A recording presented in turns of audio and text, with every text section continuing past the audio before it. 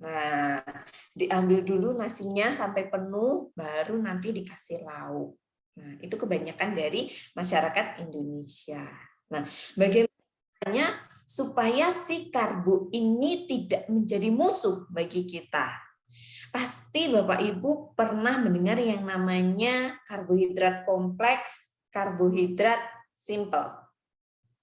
Nah, sekarang saya mau tanya di kolom chat, ya. Menurut Bapak Ibu, mana yang lebih baik? Karbohidrat kompleks atau karbohidrat simple? Kira-kira mana yang lebih baik? Silahkan diketik di kolom chat. Bu, yang kompleks atau yang simple ya? Wow, seragam jawabannya. Saya lihat dari atas sampai dari akhir.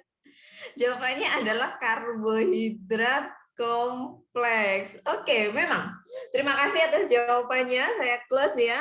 Secara umum gitu ya, karbohidrat kompleks ini banyak menjadi idola kita, apalagi pada saat kita berdiet. Tapi sebenarnya gitu ya, tidak ada satupun zat gizi yang benar-benar menjadi raja atau ratu.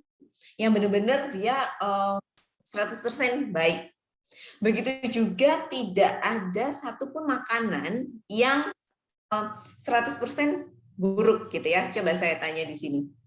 Madu itu karbohidrat simple, karbohidrat kompleks. Madu. Karbohidrat simple atau kompleks menurut Bapak Ibu?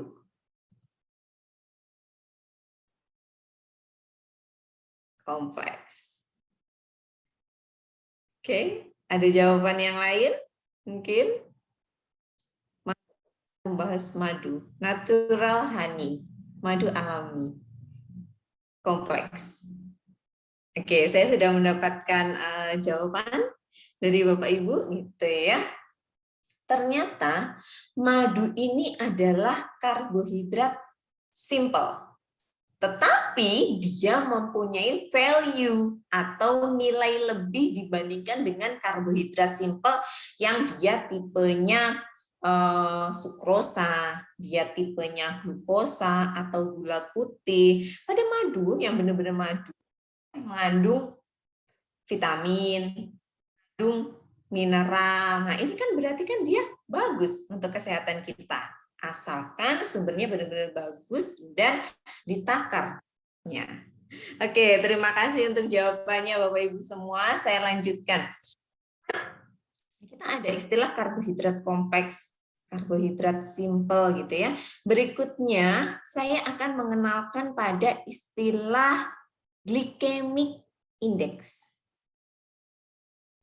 Apa sih yang membedakan tadi karbo simple, karbo sederhana adalah pada rangkaian rantainya ya, disebut dengan polisakarida. Poli itu kan banyak. Nah, sakarida itu gula. Jadi gugus gulanya banyak sehingga dia akan dipecah lebih lambat daripada kalau yang simple sugar. Nah, bagaimana dengan glycemic index? Di sini saya punya ada kategori dikatakan rendah, dikatakan sedang, dan dikatakan tinggi beserta dengan contohnya. Nah, mayoritas atau kebanyakan karbohidrat yang sifatnya kompleks dengan rantai panjang itu mengandung kadar zat yang juga lebih tinggi sehingga membuat tubuh kita mengolahnya pelan-pelan. Lonjakan gula darah dalam tubuh kita tidak terjadi secara drastis. Inilah yang disebut dengan indeks glikemik, yaitu seberapa cepat makanan tersebut, karbohidrat tersebut dalam menaikkan gula darahnya kita. Ini disebut dengan glycemic index. Jadi gitu ya, kalau pilih karbohidrat sebenarnya nggak hanya sekedar simple, kompleks, kita lihat juga dari GI-nya. Contohnya nih gitu ya, pasti semua pada gemar oatmeal, udah diketahui GI-nya rendah. Beras merah, buncis, apel, rata-rata yang bersumber karbohidrat dari tumbuhan, buah-buahan, dan sayur rata-rata memiliki GI yang rendah. Nah, jadi perlu diperhatikan juga glycemic index-nya. Ada satu lagi sebenarnya di sini, selain glycemic index, saya juga mau cerita tentang glycemic load atau beban glikemik. Jadi kalau glycemic index ini adalah berapa cepat kenaikan gula darah akibat kita konsumsi karbohidrat tersebut. Tapi kalau glycemic load atau beban glikemik itu adalah seberapa banyaknya. Berapa banyaknya kemungkinan gitu ya akan terjadinya efek atau kenaikan pada gula darah kita. Terkait ini ada yang gitu ya, GI-nya rendah tapi glycemic load-nya tinggi, atau sebaliknya. Saya ambil contoh buah semangka, Bapak Ibu. Buah semangka itu memiliki GI, glycemic index-nya tinggi, semangka. Jadi kalau kita konsumsi semangka, gula darah kita itu akan cepat naik. Tetapi semangka memiliki GL atau glycemic load yang rendah. Kalau kita tidak bijaksana mengkonsumsinya, walaupun dia rendah, tapi GI-nya tinggi, kita di dalam jumlah berlebih, tetap aja kadar gula darah dalam tubuh kita akan naik. Gitu ya, kalau untuk bahasan karbohidrat. Saya akan lanjutkan pada bahasan berikutnya, yaitu serat. Banyak orang hanya membagi karbohidrat itu menjadi karbohidrat simpel, karbohidrat kompleks. Tetapi ada satu komponen namanya serat, yang ini sebenarnya juga terdiri dari gugus karbohidrat. Ada beberapa makanan yang memiliki sumber serat tinggi. Tomat, seratnya tinggi. Kemudian kacang-kacangan, brokoli, cikori, alpukat, jagung. Sementara kebutuhan dari serat kita itu adalah 20 sampai 35 gram dalam sehari. Ini biasanya dapat tercerminkan apabila sudah cukup mengkonsumsi 5 porsi buah dan sayur dengan 5 spektrum warna. Nah, ini kita cek salah satunya dari faktor tersebut. Nah, serat ini sendiri banyak sekali fungsinya. Yang pertama, siapa sih yang tidak kenal serat sebagai prebiotik? Di masa pandemi seperti ini, kata-kata probiotik, kata prebiotik, kesehatan pencernaan, ini menjadi sering kita dengar. Nah, manfaat juga dari serat adalah berperan sebagai prebiotik, yaitu makanan bagi bakteri baik. Bakteri baiknya ini disebut dengan probiotik. Kemudian, tentu saja serat ini akan membantu memindahkan limbah di sepanjang saluran pencernaan.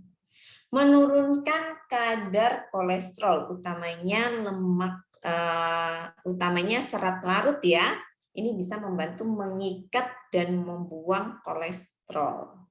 Berikutnya membantu program pengelolaan berat badan karena dia bisa memberikan rasa kenyang yang lebih lama. Secara umum serat ini baik untuk mencegah penyakit. Nah, saya lanjutkan pada makronutrisi yang kedua, yaitu protein. Protein ini terdiri dari yang namanya asam amino. Baik buruknya protein, kualitas protein ditentukan oleh keragaman asam aminonya. Nah, asam amino ini nanti gitu ya, selain menentukan kualitasnya juga harapkan bisa terserap dengan bagus di dalam tubuhnya kita. Sayangnya, gitu ya, kalau kita bilang sumber protein, protein hewani dan protein nabati, kalau kita bilang dari jenis asam aminonya, protein hewani ini menang. Dari segi penyerapannya, protein hewani ini menang. Karena apa? Strukturnya mirip dengan tubuhnya kita. Ada satu gitu ya, satu bahan makanan nabati yang dia bisa mengimbangi kualitas dari hewani. Nah, jadi kalau kita lihat di sini, urutan pertama itu adalah susu. Jadi susu itu gampang dicerna sama tubuh kita. Berikutnya adalah whey. Whey itu saya yakin pasti builder yang anak gym familiar dengan kata-kata whey. Jadi whey itu adalah protein yang terdapat dari susu sapi, gitu ya. Berikutnya adalah dari telur. Dan kita bisa lihat di urutan keempat itu ada soy protein isolat yang juga nyatanya sama-sama memiliki PDCAAS atau daya cerna adalah 1. Jadi kedelai ini adalah satu-satunya bahan nabati yang memiliki nilai sepadan dengan kualitas protein hewani. Gitu ya. Jadi kalau nanti bingung saya harus mendapatkan sumber protein yang baik dari mana ya? Kalau saya minum susu setiap hari, protein saya bagus sih, tapi bagaimana dengan profil lemak saya? Kalau saya konsumsi telur, nanti ada kuning telurnya, bagaimana dengan profil kolesterol saya? Semoga ini terjawab ya. Kita punya satu opsi, satu pilihan, yaitu nabati yang rendah lemak dan tentunya tidak ada kolesterol. Karena kita kemarin sudah bahas ya, kolesterol itu hanya terdapat di produk hewani. Jadi kalau kita konsumsi kedelai, itu tanpa kolesterol. Oke, saya akan lanjutkan. Berikutnya adalah lemak. Di sini kita mengenal yang namanya asam lemak jenuh. Nah, inilah yang menjadi biang naiknya kadar kolesterol darahnya kita, apalagi kolesterol LDL. Berikutnya kita punya asam lemak tak jenuh, ini adalah kebalikannya. Yang bisa membantu menyeimbangkan dari tadi asupan asam lemak jenuhnya untuk menurunkan kadar kolesterol. Kita punya yang namanya trans fat. Ini juga meningkatkan kadar kolesterol. Tetapi jangan takut dulu Bapak Ibu gitu ya, karena secara fungsi lemak ini sebenarnya baik loh kalau dikonsumsi dalam jumlah cukup sebagai sumber energi setelah karbohidrat supaya protein kita tidak dipecah. Jadi lemak duluan nih yang maju dipecah sebagai sumber energi. Berikutnya menjaga suhu tubuh. Bayangkan kalau kita tubuhnya lean banget, nggak ada lemaknya, pastinya akan gampang kerasa dingin. Pernah diamati nggak? Gitu ya, akan jadi lemak ini membantu menjaga suhu tubuh. Berikutnya melindungi organ-organ penting supaya tidak saling menempel, supaya tidak saling bertabrakan. Apabila terjadi guncangan sebagai bantalan, ini adalah fungsi dari lemak. Berikutnya membantu penyerapan vitamin A, D, E, dan K. Nah, vitamin ini sendiri kita akan bagi dua, yaitu vitamin yang larut dalam lemak dan yang larut dalam air. Kenapa kita perlu tahu? Karena terkadang beberapa orang, saya udah konsumsi vitamin kok, tapi nggak tiap hari. Nah, padahal kita perlu tahu kalau vitamin yang dia sifatnya larut dalam air, yaitu vitamin B dan vitamin C, ini tentunya dia akan dibuang oleh tubuh apabila jumlahnya berlebih dan harus di-replace setiap hari. Ini. Kemudian ada vitamin yang sifatnya larut lemak seperti tadi A, D, E, dan K. Berikutnya ada mineral. Ini sama pentingnya seperti vitamin, walaupun dibutuhkan dalam jumlah yang sedikit, disebut mikro, tetapi dia krusial untuk zat pengatur bangun tadi ya. Kita punya yang namanya mineral makro, itu seperti kalsium, kemudian magnesium, di mana dia dibutuhkan lebih dari 100 mg per hari. Tapi ada juga mineral yang disebutnya mineral mikro. Kita membutuhkan tapi hanya dalam satuan biasanya mikrogram, seperti contohnya cuprum. Nah, itu kita butuhkan dalam satuan mikrogram. Nah, berikutnya adalah air.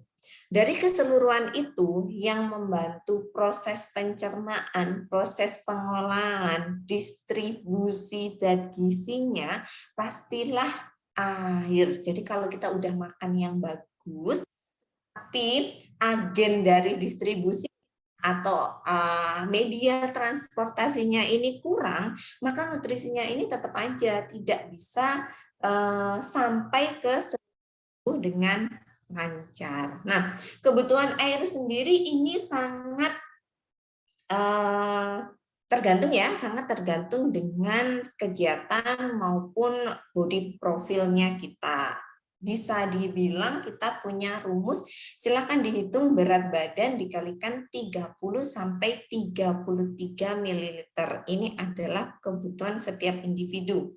Akan bertambah kebutuhannya apabila cuaca sedang panas, kemudian ada aktivitas fisik tambahan, seperti contohnya olahraga, kayak gitu kan berarti harus ditambah lagi konsumsi air putihnya supaya tidak dehidrasi, karena kalau dehidrasi ini akan mengganggu program berat badannya kita, utamanya akan berpengaruh pada metabolisme. Berikutnya saya akan masuk kepada sub yang kedua, kalori balance. Ini dia.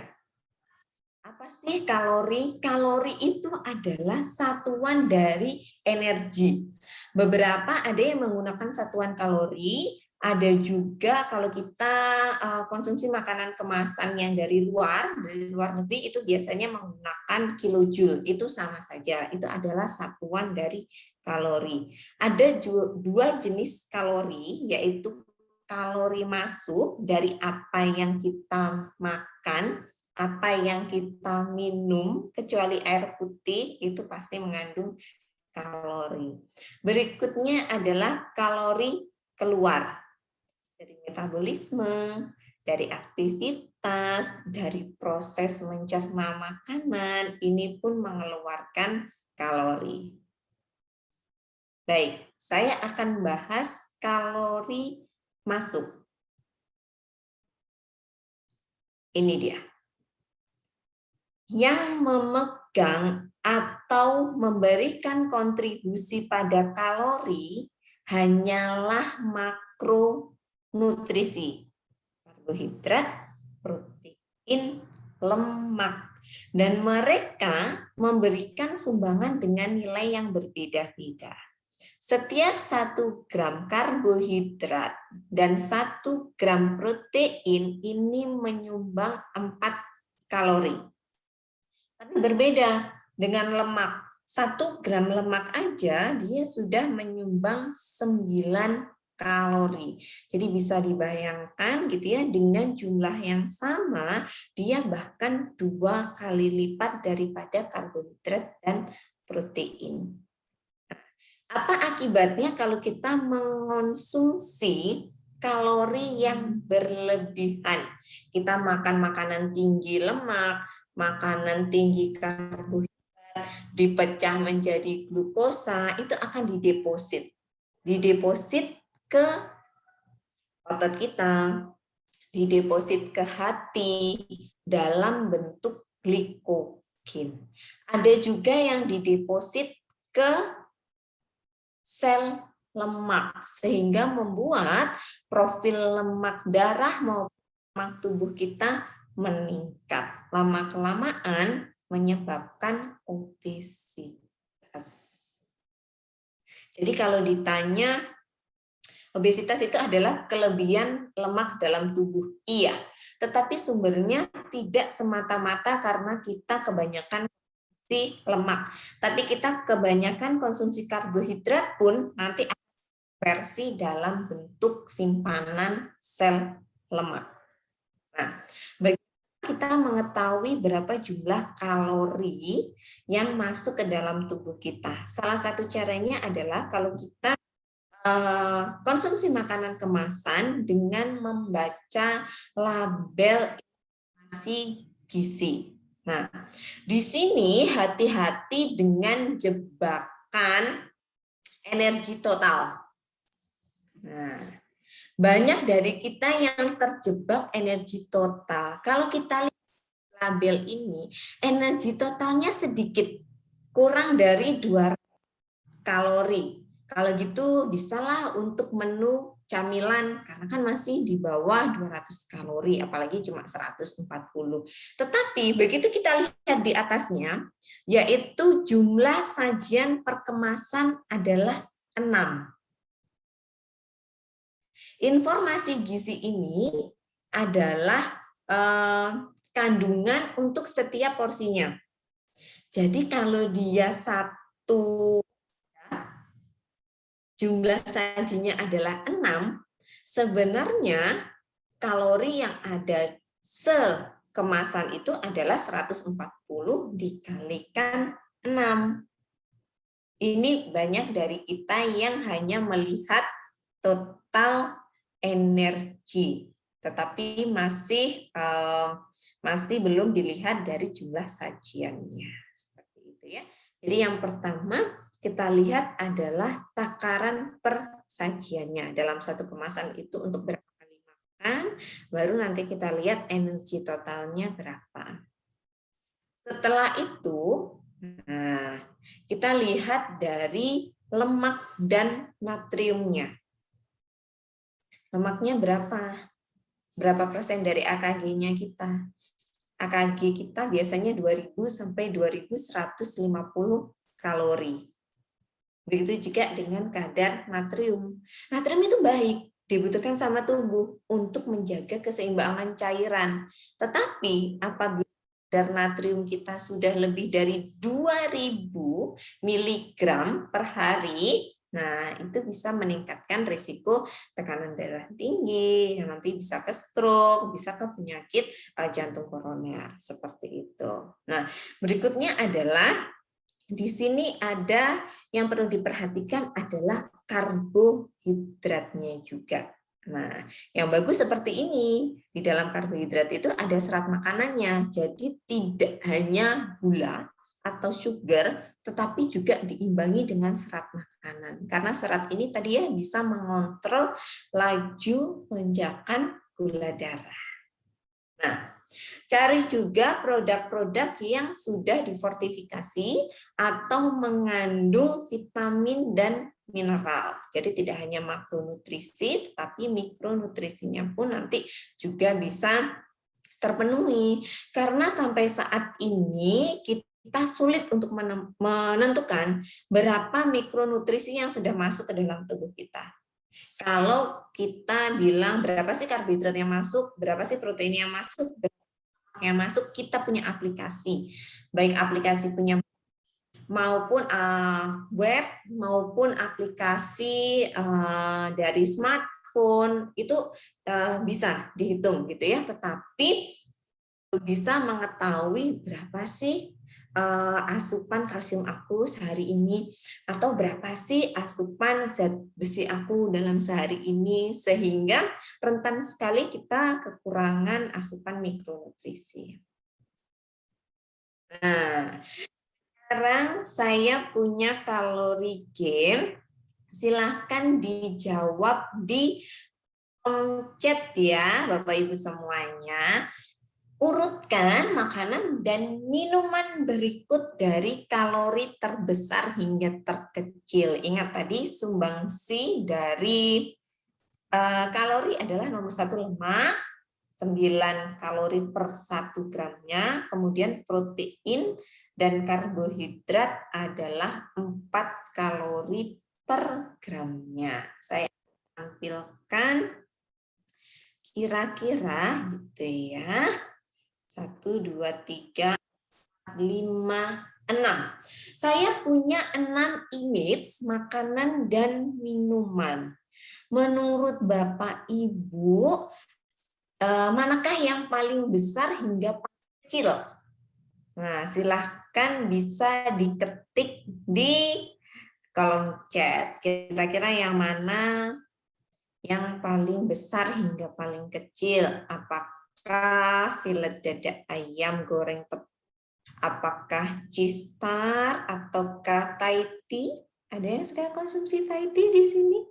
Kemudian apakah 1 porsi medium dari kentang goreng, steak wagyu, ataukah 1 porsi gado-gado? Nah, saya masih tunggu jawabannya. Kira-kira urutannya seperti apa ya? Nah, yang perlu diperhatikan adalah tadi, kira-kira bahan makanan ini apa ya? Karbohidrat, lemak, protein. Kemudian juga tidak lupa adalah bagaimana cara pengolahannya. Ini juga nanti menentukan total kalori dalam makanan tersebut. Terima kasih. Ini sudah ada yang menjawab. Yang pertama adalah Thai tea, cheese star, french fries, dada ayam goreng tepung, wagyu, steak gado-gado. Oke, berikutnya ada yang menjawab kalau kentang goreng ya, 1 porsi medium kentang goreng, kemudian cheese star, ayam goreng dada filet, Thai tea, gado-gado, yang terakhir adalah steak wagyu. Oke. Kemudian ada yang jawab Thai tea, kentang goreng, gado-gado, steak wagyu. Oke. Ayam goreng, kentang goreng, cheese star, milk tea, dan wagyu. Oke, kentang goreng. Ada yang disingkat gitu ya. Pokoknya paling kecil gado-gado, paling tinggi Thai tea.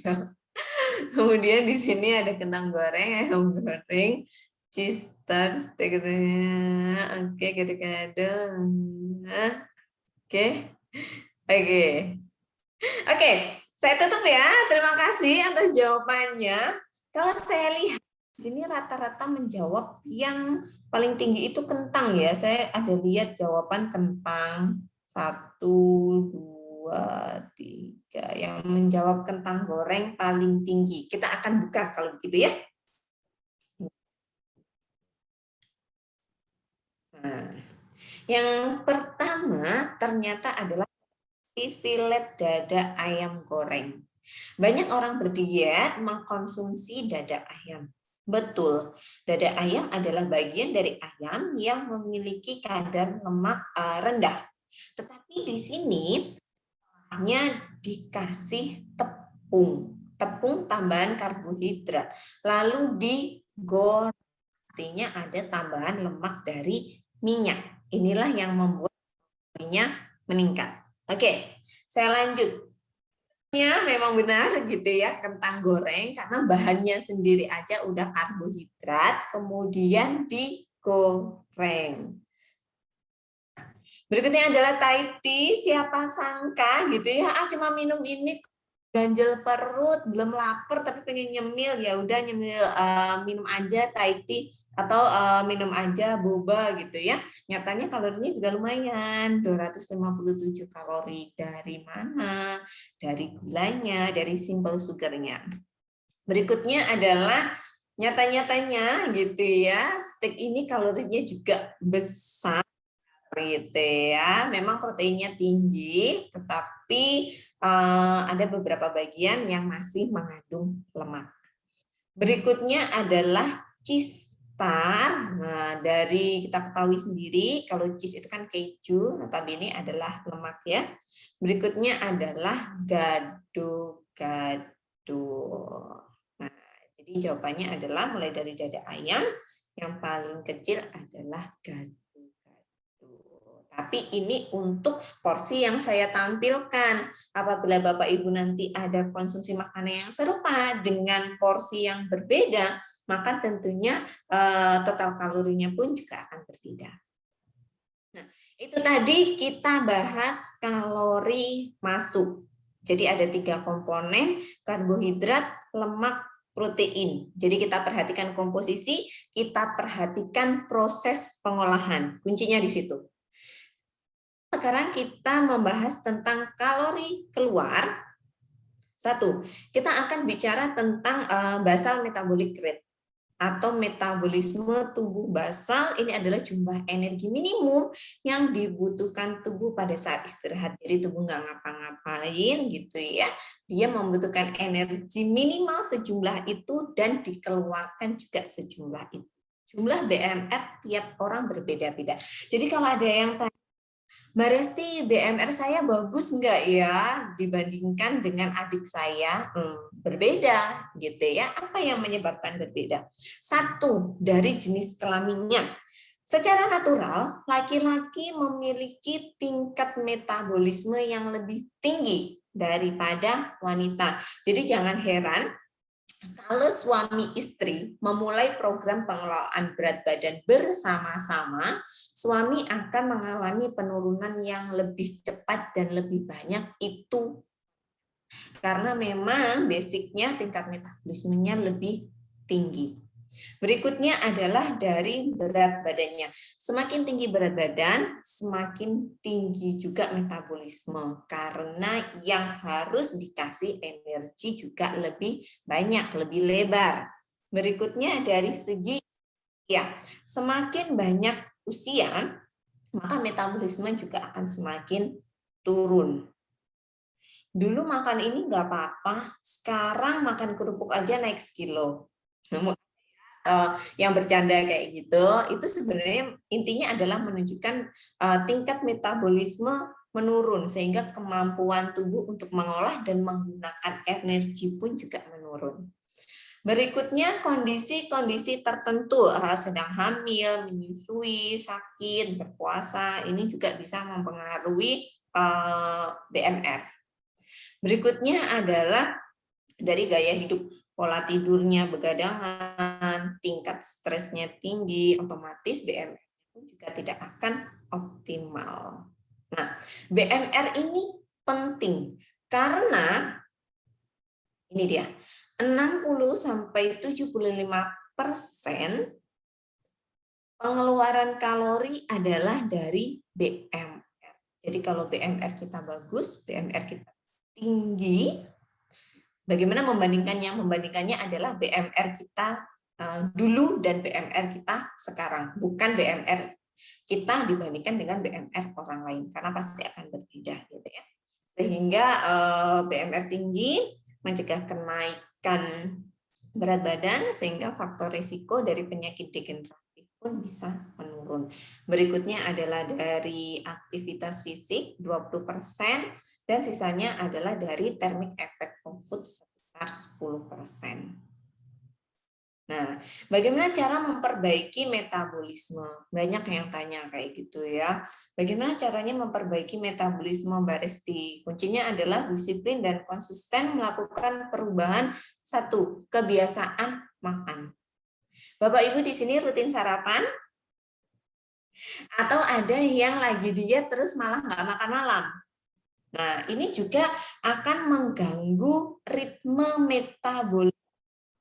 Jadi kadang mengolah, kadang nggak mengolah, kadang mencerna, kadang nggak mencerna, kadang menyerap nutrisi, kadang tidak menyerap nutrisi. Nah, ini bisa mengganggu tingkat metabolisme. Jadi kebiasaan makan yang baik, makan teratur. Seperti tadi di awal yang dikatakan sama Pak Adi gitu ya, aku tuh pengen diet, pengen melakukan pengelolaan berat badan, tapi suka makan. Nah, justru ini adalah sasarannya kita bagi mereka-mereka yang suka makan, tetapi pengen mendapatkan berat badan ideal. Nah, kita bisa sarankan, oke, kamu mau makan sesering apa, tetapi porsinya yang dikontrol, itu kuncinya ya. Jadi metabolisme kita akan stabil.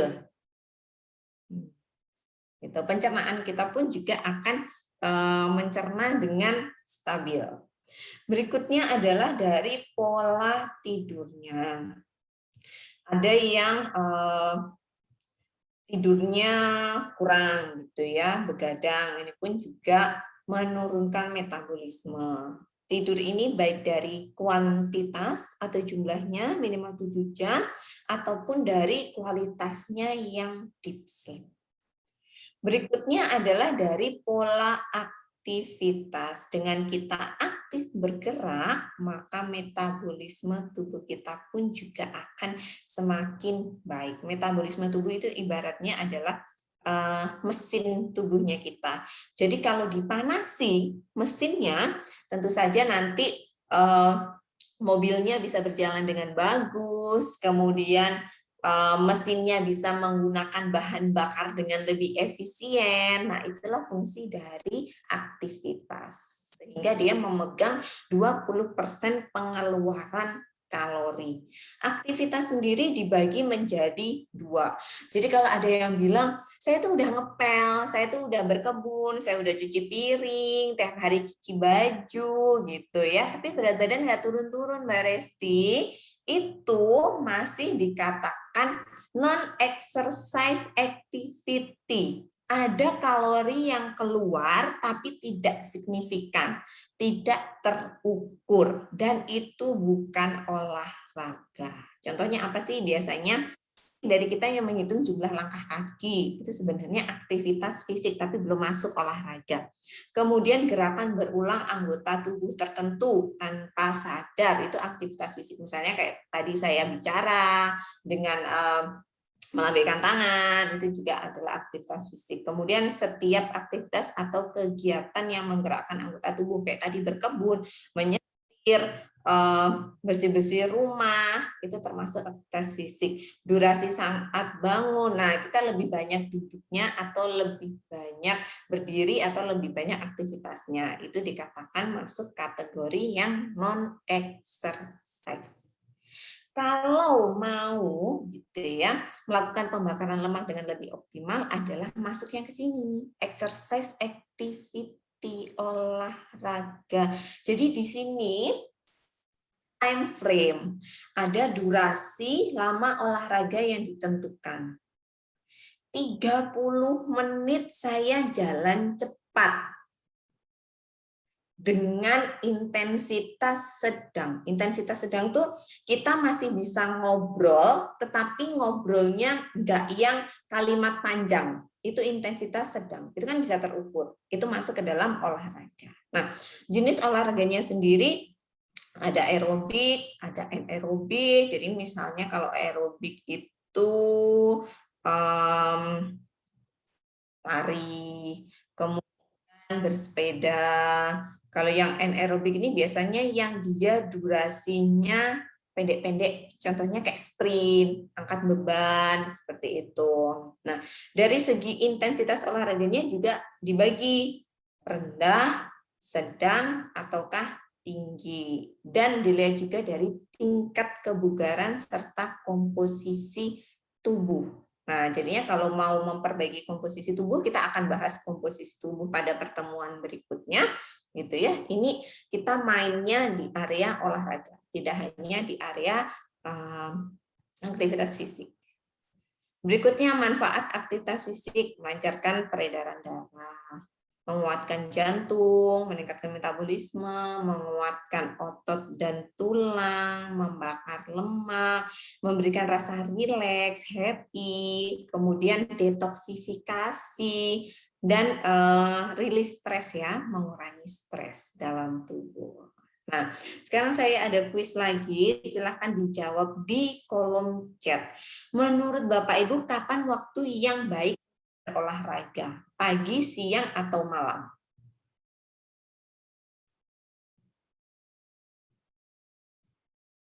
Saya coba lihat di kolom chat. Pagi, pagi, pagi, pagi, pagi, pagi. Siang.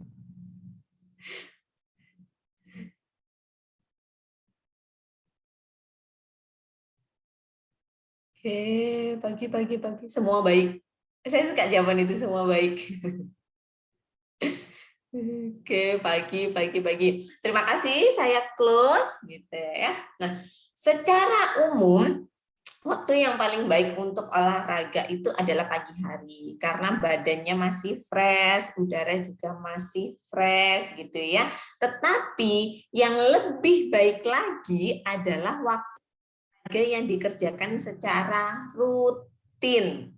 Jadi misalnya kita punya waktu di pagi hari, ya pagi hari olahraga. Tetapi saya olahraga di sela-sela jam istirahat kantor, berarti di siang hari. Silahkan 15 menit buka YouTube, cari olahraga yang dia dengan duduk di kursi, itu banyak gitu ya. Ataukah saya padat banget bisa olahraganya adalah malam hari setelah selesai bekerja, itu juga bisa. Tergantung dengan jenis olahraganya. Kalau pagi hari bisa yang sifatnya olahraga outdoor. Tetapi ingat sekarang masih masa pandemi ya, sehingga walaupun outdoor juga disarankan tidak berkerumun. Sekarang kan lagi hype cycling gitu ya, bersepeda. Beberapa dari kita membentuk komunitas bersepeda. Oh, itu oke-oke aja gitu ya, tetapi tetap menjaga jarak dan menghindari kerumunan. Atau kalau nggak mau ribet ya, olahraga di dalam kompleks. Karena kalau kompleks kan penghuninya kan udah tetap ya, penghuninya itu gitu. Jadi kita bisa melakukan olahraga juga di taman kompleks di pagi hari. Jadi bisa lari, bisa bersepeda. Nah, nanti siang hari ditentukan juga intensitasnya juga tidak yang berat, karena kan biasanya di tengah-tengah aktivitas ya kalau siang itu. Jadi yang intensitasnya rendah ke sedang gitu. Begitu juga dengan olahraga malam, tidak dianjurkan dengan intensitas yang tinggi. Tubuh sudah capek, metabolisme sudah turun karena udah dipakai seharian, badannya masih dihajar mau intensitas yang tinggi.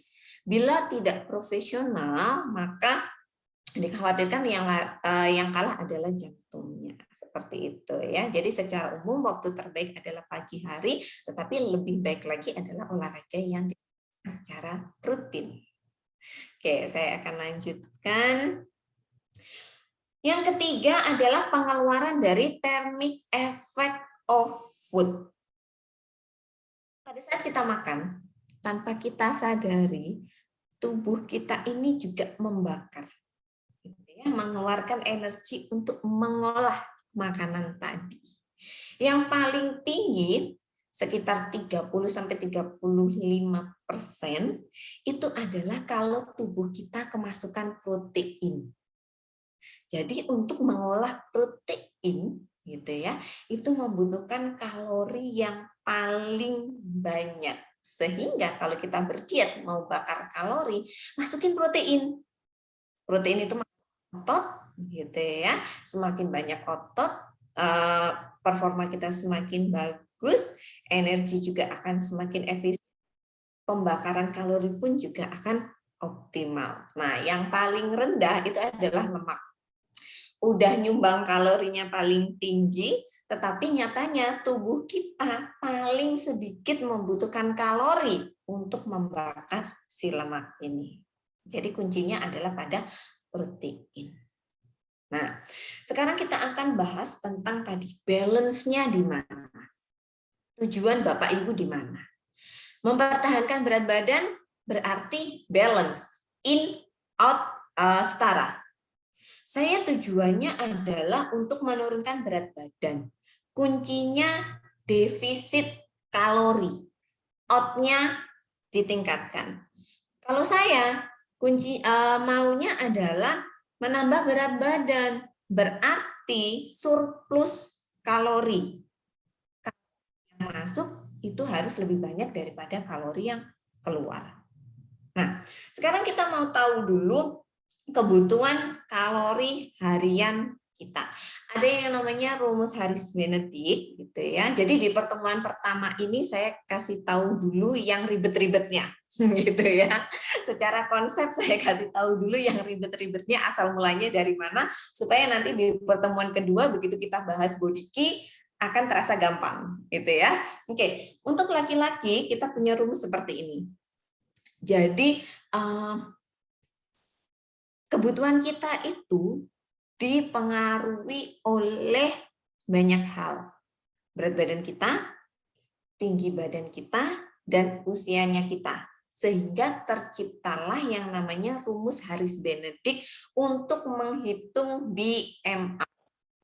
Basalnya dulu yang dihitung sama Harris-Benedict. Kalau mau tahu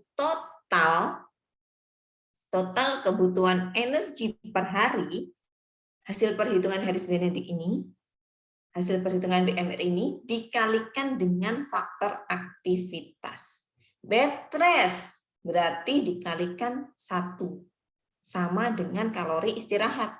Karena kan BMR tadi basal metabolis rate yang dibutuhkan pada saat istirahat. Kalau bed rest ya kebutuhannya otomatis sama. Ataukah kita aktivitasnya ringan, 75% itu duduk, 25% bergerak. Contohnya apa? Pekerja kantoran. Itu rata-rata aktivitasnya adalah ringan. Mereka lebih banyak duduk gitu ya. Faktor pengalinya juga tidak terlalu tinggi, 1,5. Aktivitas sedang 40% duduk atau berdiri dan 60% aktivitas fisik. Sudah mulai gitu ya. Jadi walaupun dia pekerja kantoran, tapi tiap 2 jam sekali ini ada aktivitas. Aktivitas kirim laporan ke bos di lantai atas, pakai tangga, nggak pakai. Nah itu bisa dikatakan juga aktivitas sedang dengan faktor pengalinya adalah 1,7. Berikutnya aktivitas yang berat. Ini biasanya pekerja lapangan, atlet, itu bisa dikatakan mempunyai aktivitas yang berat, itu bahkan faktor pengalinya bisa sampai 2. Oke, nah untuk ini nanti bisa dihitung masing-masing orang berapa ya kebutuhannya. Oke, nah sekarang saya akan lanjutkan pada defisit kalori. Banyak yang bertanya, saya mau turun berat badan Mbak Resti, saya harus kurangin berapa? Saya punya opsi untuk Bapak Ibu semua. Mau kurangin 10%, mau kurangin 20%, mau kurangin 30%, semua ada plus minusnya. Kurangin 10% dari TEE. Kelebihan kebutuhan gizinya kita nggak jauh berbeda dengan kebutuhan kita yang sekarang, jadi lebih mudah untuk terpenuhi. Kemudian kita juga jarang merasa yang lapar banget, minim mood swing. Jangan salah gitu ya, mereka yang berdiet ekstrim itu biasanya jadi lebih sensitif, gitu ya, karena kurang karbo. Berikutnya menghindari kehilangan massa otot, tapi kekurangannya kok lama Mbak Resti nggak turun-turun sebulan, 2 bulan, 2 kilo doang. Itu ada yang seperti itu, gitu ya. Berikutnya, saya kasih opsi defisit kalori sedang. Itu dikurangi 20% dari TEE-nya.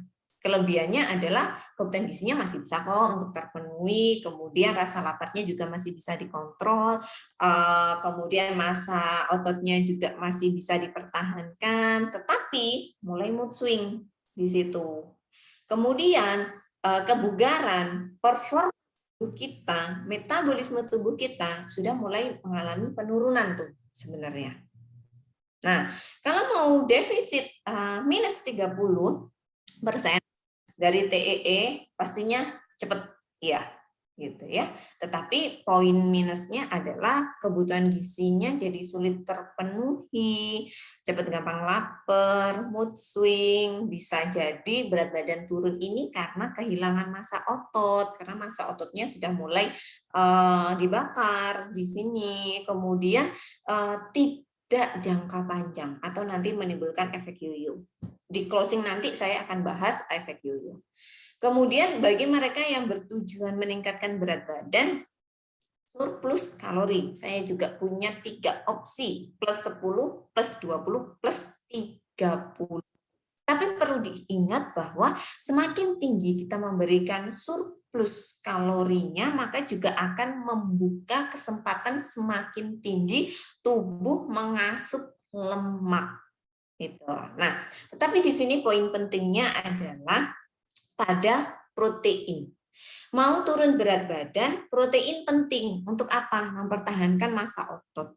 Mau naik berat badan, protein juga penting untuk membangun jaringan otot yang baru. Jadi berat badannya kita nambah, tetapi enggak ginjur. Nambahnya bukan dari lemak, tetapi karena jaringan otot yang tumbuh. Oke, di bagian terakhir ini saya akan kasih beberapa contoh common diet methods yang saya yakin tidak asing Bapak Ibu gitu ya. Pertama adalah keto diet. Keto diet ini dia minim sekali karbohidrat, membuang karbohidrat ya, bahkan sama sekali tidak konsumsi karbohidrat. Tujuannya adalah tubuh mencapai kondisi ketosis. Jadi terjadi ketogenesis gitu ya, pembakaran lemak. Sumber energi utama tubuh adalah karbo. Pada saat cadangan karbo habis, kita tidak ada asupan karbo, tubuh akan lari ke sumber energi yang kedua, yaitu lemak dan cadangan lemak. Tubuh menjadi kondisi ketosis. Nah, dalam jangka panjang berpotensi menyebabkan ketoasidosis atau asam darah yang berlebihan. Tidak sedikit gitu ya yang menerapkan diet keto ini asal-asalan sehingga berujung pada gangguan kesehatan atau bahkan ada beberapa dua kenalan yang mengalami gagal diet gara-gara keto ini sehingga ya udah gagal diet selamanya gitu karena fungsi livernya akhirnya drop, fungsi ginjalnya akhirnya drop gitu ya sehingga tidak tertolong karena diet keto ini gitu. Kita biasanya beberapa atlet gitu ya biasanya melakukan diet keto hanya untuk membentuk profil komposisi tubuh tertentu. Misalnya gitu ya, harus memiliki komposisi lemak adalah di bawah 10%. Nah, untuk mempersiapkan pertandingan, itu mereka melakukan diet keto untuk mencapai kondisi tersebut. Tetapi setelah itu ya kembali lagi ke diet seimbang gitu ya. Nah, salahnya adalah di situ time frame-nya kita tidak tentu sehingga sampai jauh banget mengakibatkan gangguan kesehatan dan kebanyakan tidak di bawah pengawasan ahli gizi atau nutrisionis. Berikutnya adalah diet vegan. Diet vegan bagus untuk kesehatan karena dia minim sekali kolesterol karena dari bahan nabati. Tetapi minusnya apa? Rentan kekurangan kalsium, rentan kekurangan zat besi. Padahal itu juga penting untuk proses metabolisme gitu ya. Nah, kalau vegannya bisa menyiasati, tadi ada loh yang PDCAAS-nya adalah 1, yaitu kedelai. Nah, ini dikonsumsi dengan jumlah yang cukup, maka bisa mendapatkan kualitas yang bagus gitu ya.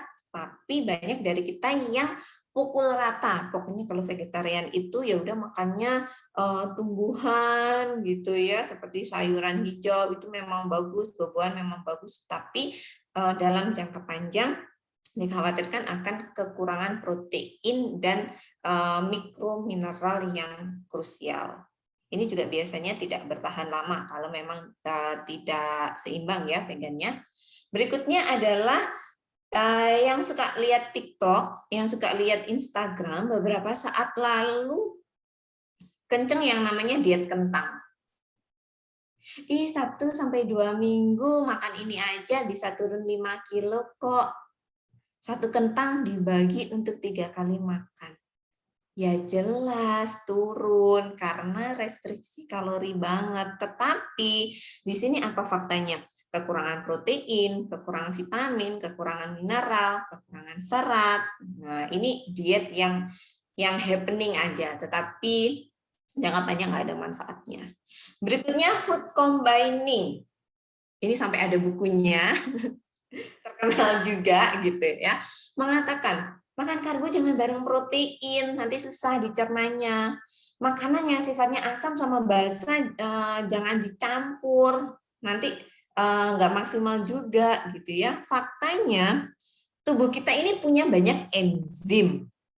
tubuh kita ini bekerjanya dengan berbagai hormon yang dia spesifik. Jadi kalau mau makan karbo sama protein ya enzimnya sendiri-sendiri gitu ya. Jadi tetap bisa dikonsumsi secara diet yang seimbang. Berikutnya mungkin ada yang mengenal ilustrasi ini gitu ya. Sempat heboh juga karena bilang serat itu nggak bagus karena menghambat penurunan berat badan. Dan yang mengeluarkan statement adalah dokter. Itu yang saat itu bikin heboh banget sekitar 1-2 bulan yang lalu gitu ya. Dia juga ada bikin buku gitu ya, dan itu di state di bukunya. Saya bilangnya diet artis. Nah, tetapi sebenarnya diet artis ini mengadaptasi yang namanya very low calorie diet. Jadi dalam sehari kalau kita baca bukunya, kalau kita lihat gitu ya, dia dalam sehari itu cuma 500 kalori, mentok 800 kalori. Nah, tidak hanya artis Indonesia saja.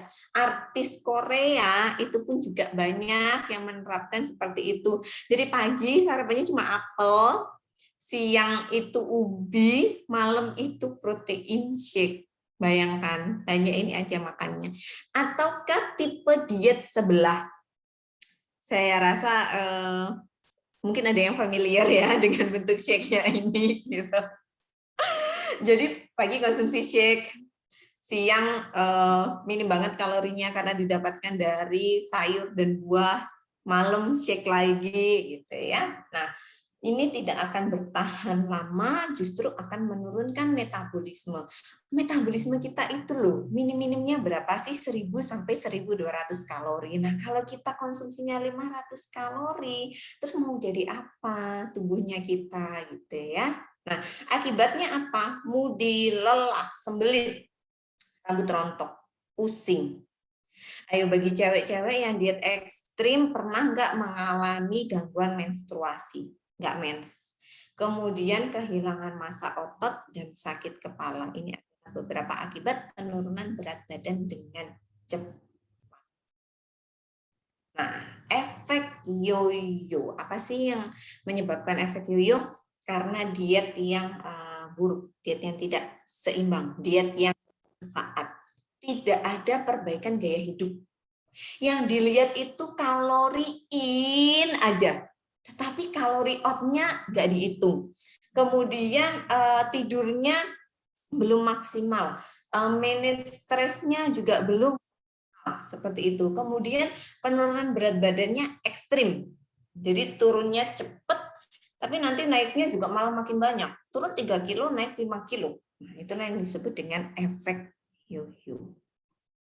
Supaya tidak efek yo-yo, balik lagi ke balance diet. Jadi kontrol kalori, in, out-nya berapa, karbo dan lemak dikonsumsi dalam jumlah yang secukupnya. Jadi dikurangi dari porsi kita sehari-hari, tetapi tetap ada komponen tersebut.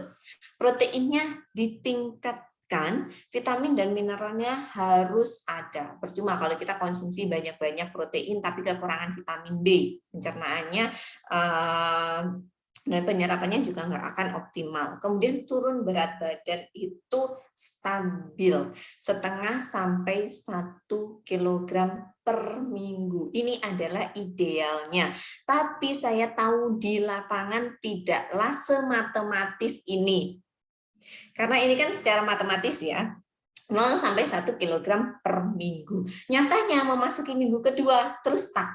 Nggak ada yang turun lagi berat badannya, itu banyak sekali terjadi. Jadi ini adalah referensi kita secara matematis, tetapi kembali lagi hasil tergantung pada masing-masing individu.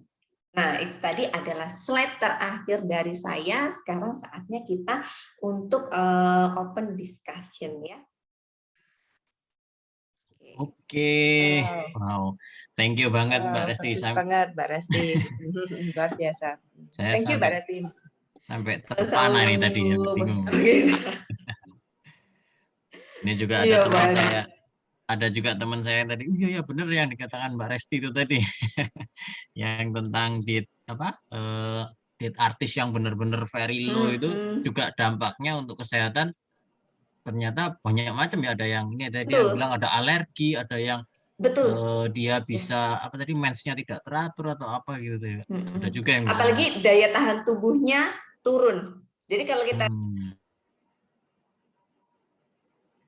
Maaf, coba di unmute dulu, Mbak Resti. Tolong, ini baru saya ubah settingannya. Oh iya, Resti, sorry. terima kasih Bu Maria. Iya, benar sekali Pak Adi gitu ya. Apalagi tidak hanya ke situ, bahkan daya tahan tubuh pun bisa turun kalau kita kurang mendapatkan nutrisi kalori sejumlah tersebut. Jadi kalau ada yang follow IG-nya artis tersebut gitu ya, bisa dilihat beberapa saat lalu tuh sempat masuk rumah sakit gitu kan, karena ada kena tipes atau DB gitu loh kalau nggak salah. Berarti kan daya tahan tubuhnya juga kurang optimal sebenarnya gitu. Jangka pendeknya memang akan terlihat, oh bajunya balik lagi ke ukuran XS gitu ya. Tapi kan kita nggak tahu dalam tubuhnya kita undernourish, kekurangan nutrisi itu. Oke. Oke, Mbak Resti, ini kita mau bahas diskusi bareng-bareng. Pada banyak pertanyaan nih kelihatannya bunyi terus nih dari tadi. Oke, bentar. Oke, mungkin saya bantu juga ya, Adi ya. Iya, supaya cepat. Oke, ini saya lihat ada pertanyaan pertama dari Hans. Mbak Resti mau tanya, apakah golongan darah mempengaruhi penurunan berat badan? Makasih pertanyaannya Kak Hans gitu ya. Tidak jarang yang diet golongan darah. Itu sebenarnya salah satu diet yang tren juga. Saya mau cerita sedikit terkait diet golongan darah gitu ya.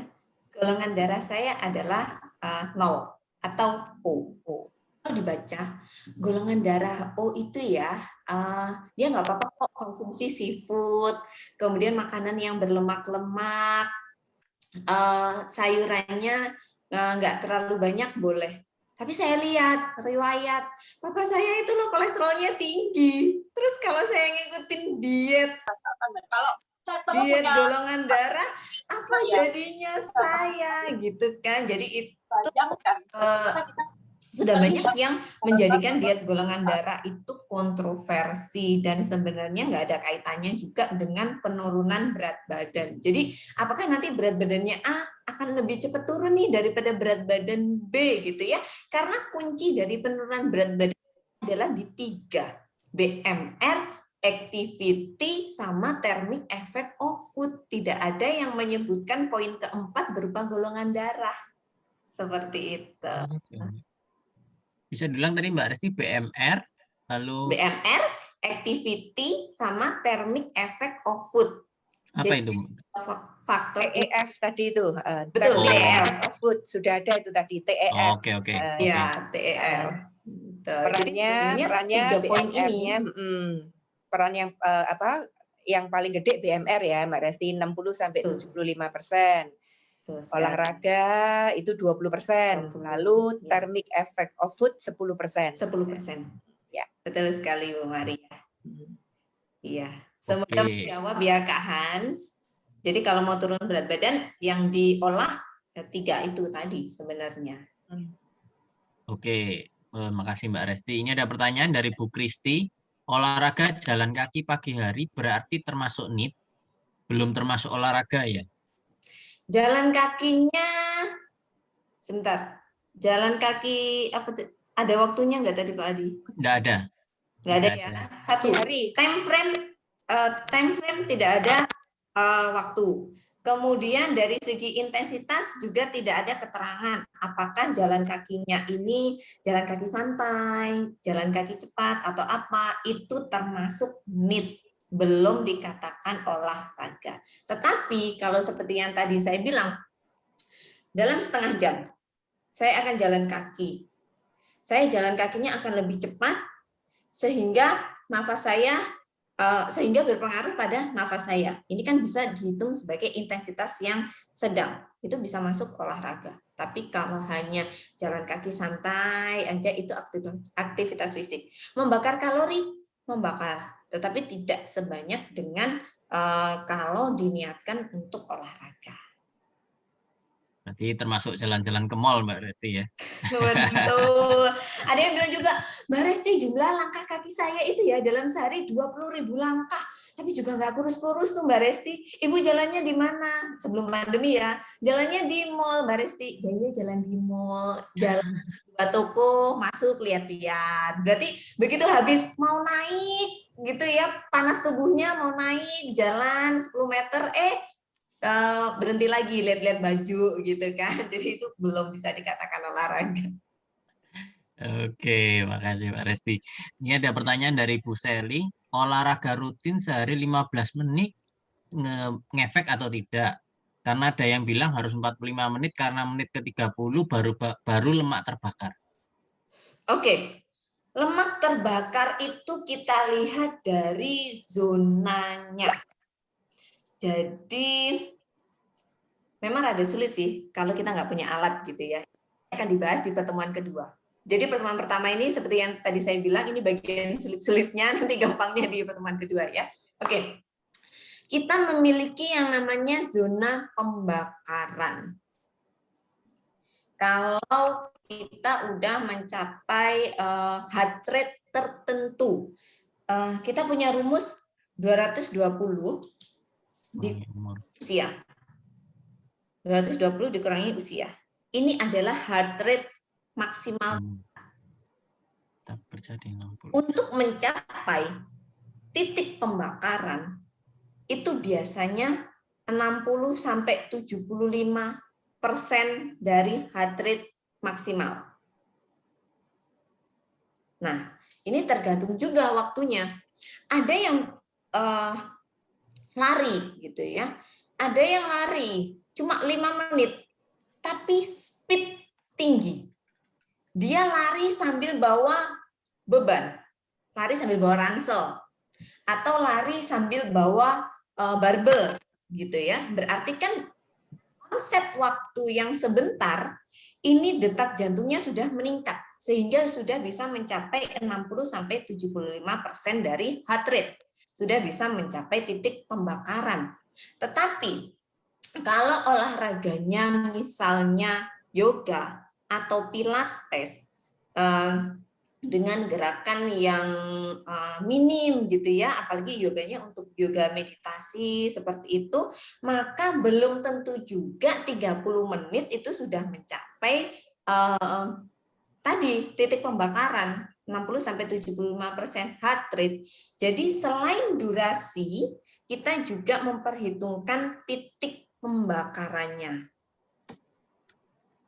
Gitu ya, selain durasi kita juga perhatikan titik pembakarannya. Jadi kalau olahraga rutin selama 15 menit ngefek apa enggak? Kalau olahraganya HIIT intensitas tinggi ya pasti ngefek banget gitu ya, dibandingkan dengan 45 menit kalau hanya sekedar jalan santai gitu. Jadi selain durasi juga intensity yang perlu diperhatikan. Makanya tadi di bagian pada saat kita menampilkan yang need dan it tadi, di bagian it itu kan ada durasi atau lama olahraga, jenis olahraganya apa, poin ketiga adalah intensitas olahraganya. Itu baru akan memberikan efek. Oke, semoga terjawab ya Bu Seli. Lalu ada pertanyaan dari Bu Flora. Diet yang bagus untuk wanita usia 60 tahun apa nih? Untuk kurangi sekitar kurang lebih 5 kilo, Mbak Resti. Baik, ya. Ini lebih ke personalize ya. Anjuran saya adalah karena kita maunya 5 kilo ini bukan weight loss, tetapi fat loss. Pertama lakukan dulu cek komposisi tubuh. Dari situ baru nanti kita bisa mainkan gitu ya. Tapi secara umum diet yang bagus itu apa? Diet yang defisit kalori. Jadi kalau mau turun 5 kilo, ini secara matematis ya, secara matematis dan secara umum. Kalau mau turun 5 kilo, 1 minggu tadi kan setengah sampai 1 kilogram per minggu. Berarti kalau 5 kilo, 5 minggu sampai 10 minggu. dengan defisit kalorinya berapa? Defisit kalori setiap harinya minus 500 kalori. Oke. Tadi ada rumus Harris Benedict. Dihitung, wanita 60 tahun. Ini kan saya nggak tahu tinggi badannya berapa, berat badannya berapa. Yang saya tahu adalah usia dan targetnya. Panjang ceritanya, gitu ya. Saya mesti tahu dulu BMR dari kliennya Kak Flora ini berapa. Saya butuh data usia, saya butuh data berat badan, saya butuh data tinggi badan, kemudian saya butuh data activity-nya apa, baru saya akan kurangkan 500 sampai 1000 kalori per harinya. Supaya nanti bisa mencapai target berat badan min setengah sampai 1 kilogram. Habis itu saya lakukan food record. Habis itu saya lakukan wawancara riwayat keluarga untuk tahu apa? 1, kebiasaan makan, 2, dominasi. Dominasi apa? Tipe dietnya nanti seperti apa? Baru nanti saya bisa susun programnya. Program dietnya apa nih? Diet yang bagus gitu ya. Apakah nanti diet dengan komposisi karbo 50%? Ataukah diet dengan komposisi karbo 60%? Gitu ya. Jadi prosesnya panjang di sini Pak Adi dan Kak Flora gitu ya. Tetap intinya diet yang bagus untuk usia 60 tahun itu adalah kuncinya defisit kalori. Secara umum adalah pilih karbohidrat yang dia bentuk kompleks, tingkatkan konsumsi protein dari sumber-sumber yang baik. Perlu dicek juga apakah ada riwayat asam urat apa enggak, karena nanti kalau kita hajar dengan protein yang tinggi tapi ternyata juga asam urat tidak diimbangi dengan vitamin B kompleks kan juga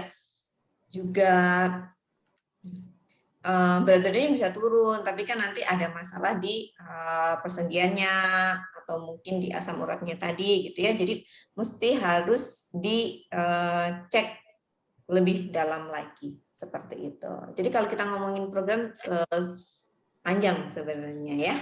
Pokoknya intinya personal ya Mbak Resti ya, personal dulu ya, harus tahu dulu. Oke, semoga terjawab Mbak Bu Flora. Lalu ada pertanyaan dari Bu Seli lagi. Biasanya di minggu kedua itu stuck Mbak Resti. Nah, kalau mau turun lagi itu apa yang harus dilakukan? Ya, jadi pada saat kita berdiet, itu tubuh malah ada namanya adjustment metabolisme. Jadi metabolisme tubuh itu pinter gitu ya. Kalau kita makannya segini, nanti metabolismenya jadi gini. Kalau kita makannya gini, metabolismenya jadi gini. Nah, selama 2 minggu, 3 minggu, ini metabolismenya udah terbiasa dengan pola seperti itu. Berarti apa? Harus digenjot lagi metabolismenya. Dengan tadi, salah satu caranya adalah poin olahraga. Ganti jenis olahraganya, dari yang biasanya aerobik ke anaerobik, dari yang kardio diimbangi dengan beban, kemudian dari yang biasanya olahraga bagian tubuh bawah kayak jalan, bersepeda, sekarang weight training. Untuk orang weight training itu tidak hanya untuk orang muda gitu ya, tetapi usia lanjut pun bisa dengan beban dan intensitas yang disesuaikan dengan kemampuan. Angkat aja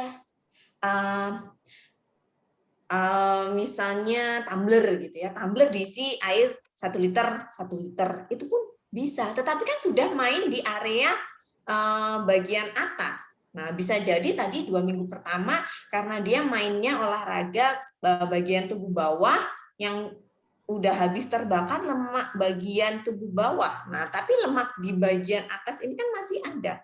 Berarti switch atau variasikan jenis olahraganya. Itu bisa jadi salah satu alternatif.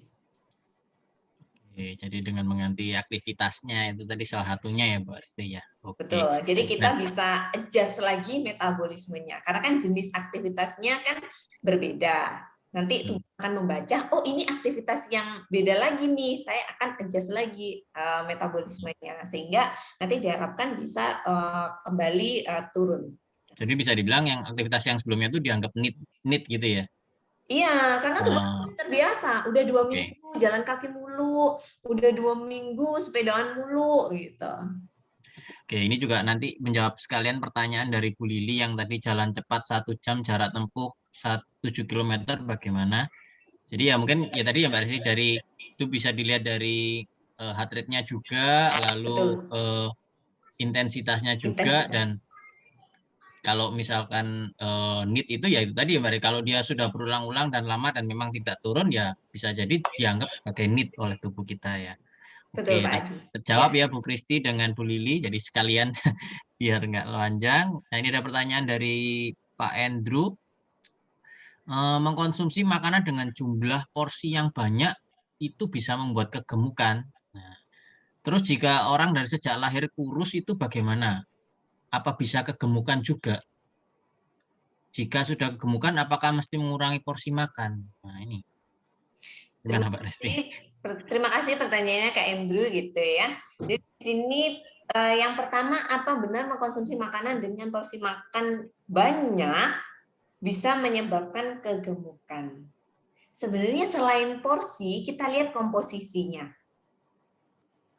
Kalau dia makan banyak dan value nutrisinya bagus, tentunya oke bagi tubuh. Tapi kalau sudah makan porsinya besar, komposisinya karbo dan lemak, tentunya manifestasinya adalah kegemukan. Jadi dilihat dulu, porsi besarnya ini komposisinya apa? Gitu ya. Jangan buru-buru, wah saya dianjurkan dalam sehari 1.200 kalori Mbak Resti. Terus saya hari ini makan 1.400 kalori. Tunggu, saya tanya dulu. Kelebihan 200 kalori ini kelebihan dari karbo, lemak, apa dari protein? Kalau memang porsinya ini kelebihan dari protein, good for you, bagus. Gitu ya. Tapi akan menjadi problem kalau ternyata itu kelebihannya adalah dari lemaknya. Dari karbonya, karena kelebihan karbo nanti juga akan disimpan ke sel lemak. Jadi di sini apakah porsi besar akan membuat kegemukan, maka saya asumsikan porsi besarnya adalah yang tinggi karbo dan tinggi lemak. Maka iya akan mencetuskan kegemukan. Lalu bagaimana jika sejak lahir orang tuanya kurus? Kita punya faktor lingkungan. Oke. Genetik itu mempengaruhi profil tubuh kita, ya. Lingkungan itu lebih mempengaruhi lagi. Saya ada teman, orang tuanya kurus, gitu ya. Kuliah di Malang, ngekos, teman kosnya ini doyan jajan, doyan makan, pulang-pulang ke rumahnya, bulet nggak? Bulet. Padahal orang tuanya kurus di rumah, tapi karena faktor lingkungan gitu ya, ngekos, akhirnya jajan, banyak tugas, begadang, nyamil, terus jadinya bulet. Berarti kan bisa gemuk karena faktor lingkungan. Genetik mempengaruhi, iya, tetapi faktor lingkungan lebih mempengaruhi lagi gitu. Kalau temennya makan apa ya kita mau lihat aja terus sambil puasa. Jarang yang kayak gitu. Yang ada kalau temennya makan kita juga ikut makan gitu ya. Jadi kalau sejak lahir orang tuanya kurus, apakah bisa mengalami kegemukan? Tentu potensi itu ada, apalagi kalau tidak didukung dengan lingkungan yang kondusif. Obesitas atau kegemukan bisa saja terjadi. Dan apabila sudah kegemukan, apakah mesti mengurangi porsi makan? Secara umum, defisit kalori itu digambarkan dengan pengurangan porsi. Jadi, yes, kurangi porsi makan, tetapi komposisinya juga diperhatikan. Kurangi porsi makan dalam artian lemaknya yang turun tadi, karbonya yang turun, proteinnya yang ditambah, vitamin dan mineralnya dipertahankan. Seperti itu. Semoga terjawab ya Pak Andrew ya. Oke, ada pertanyaan lagi nih dari Pak Pak Hans, efek jangka panjang olahraga TRX apa tanpa menghitung BMR dan TFR? Oke, total body resistant ya kalau nggak salah. Oke, jangka panjangnya pastinya 1, mengganggu metabolisme tubuh. 2, kalau metabolisme tubuhnya sudah terganggu, fungsi jantung juga akan overuse kalau jangka panjang. Nah, makanya untuk olahraga-olahraga seperti ini biasanya di bawah pengawasan personal trainer atau certified trainer sehingga mereka akan mempunyai program jangka panjang. Jadi tidak hanya exercise plan. Exercise plan itu 7 hari, 10 hari selesai sampai di situ. Tapi kalau mereka akan mempunyai program yang panjang. Biasanya akan dilakukan 3 bulan, 6 bulan. Nah, tentunya di bawah pengawasan ya, supaya tidak mengganggu metabolisme atau bahkan mengganggu kerja jantungnya kita. Seperti itu. Berarti tetap harus ada pengawasan Betul. personal ya. Oke, terjawab ya Bro Hans. Ini dari Bu Lili, kalau ini carb sensitif usia 58, pekerja kantor, banyak duduk, BMR 1274, tinggi 165, berat badan 67. Wah, banyak lengkap ini. Berapa perbandingan persentase makan karbo, protein, dan lemaknya? Oke, ini sebenarnya akan saya bahas di topik berikutnya. Jadi berikutnya kita akan bahas tentang status gizi, kita akan bahas komposisi tubuh, dan kita akan masuk ke program seperti itu ya. Tapi secara umum kalau Bu Lili ini juga ada komunikasi dengan saya gitu ya, dan sudah menggunakan aplikasinya, di situ sebenarnya sudah tertera berapa sih proporsinya.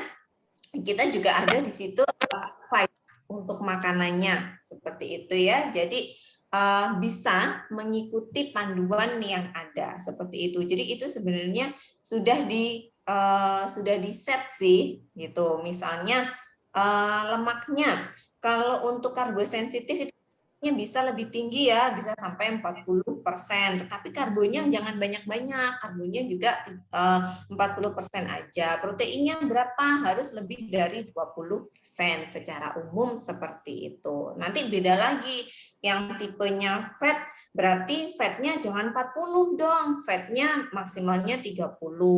Proteinnya dia harus lebih dari sama dengan 20. Kemudian karbonya karena dia fat berarti karbonya bisa lebih tinggi dong, 50-55%. Nanti kita akan perdalam pada pertemuan berikutnya ya, Bu Lili. Oke, berarti disimpan pertanyaannya dulu Bu Lili, jangan keburu-buru dulu. Nanti ada sesi 2. Oke, jadi harus ikut nih sesi 2 nih Mbak Resti ya. Pertanyaannya di kolom chat kayaknya udah habis. Mungkin ada pertanyaan yang mungkin mau bisa live langsung. Ada waktunya Mbak, Bu Maria?